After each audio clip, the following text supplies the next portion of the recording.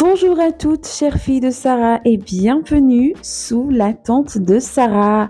Ici, c'est ton espace de transformation, d'édification et d'encouragement pour retrouver ton identité en Jésus-Christ. Comme le dit 2 Corinthiens 3,18, dans la présence de Dieu, nous sommes transformés de gloire en gloire. Dans ce podcast, on parle du cœur de la femme, de son caractère et de tout ce qui peut la ramener à qui elle est vraiment en Christ. C'est pourquoi, installe-toi bien, ouvre ton cœur et surtout, bonne écoute. Alors, aujourd'hui, nous allons voir la femme calomniatrice.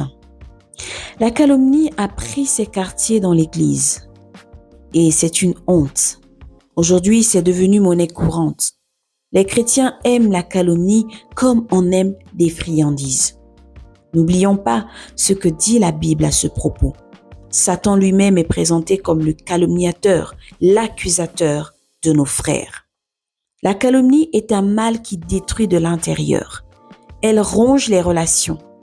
Elle ronge la foi, la vie spirituelle et l'efficacité de l'Église comme des termites dans une maison. On alerte, on exhorte, mais le combat continue. Des vies, des familles, des ministères entiers ont été brisés par ce péché. La calomnie a plusieurs visages. Ce peut être la médisance, les fausses accusations, les critiques excessives, les commérages et j'en passe. Et tout cela est entretenu par une vie charnelle non crucifiée. Le constat est clair. Ce péché mignon est trop souvent entretenu par des femmes. C'est vrai qu'aujourd'hui, il y a beaucoup d'hommes qui y sont, mais généralement, ce sont les femmes. Voici comment reconnaître alors une femme calomniatrice. C'est une femme qui aime les commérages. Elle les consomme comme des friandises. Elle critique tout. Rien n'est jamais bien à ses yeux. Elle n'est jamais reconnaissante. Elle se plaint en permanence. Elle est négative et pessimiste. Elle est hypocrite car elle critique même celle avec qui elle commère. Elle déteste la vérité et la réprimande. Elle se nourrit des ragots. « Oh, tu as entendu?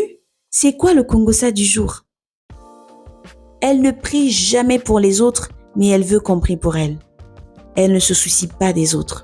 Elle accuse faussement, sans preuve, en se basant sur des soupçons.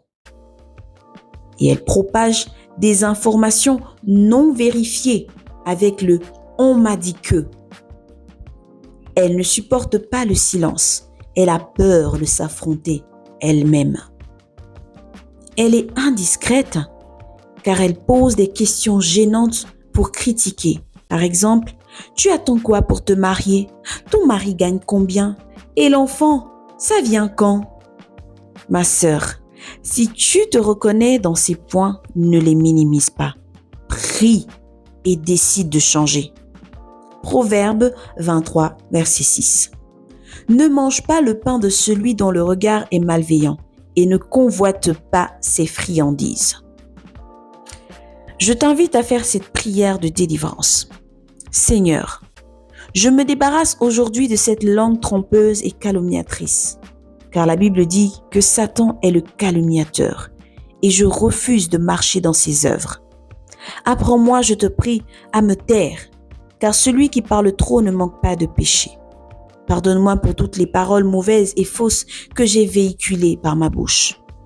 Je choisis dès aujourd'hui de bénir les autres. Quand je vois un manquement chez une personne, aide-moi à corriger avec douceur, bienveillance et surtout à prier pour cette personne au lieu de parler. Au nom de Jésus, Amen. Merci à toutes.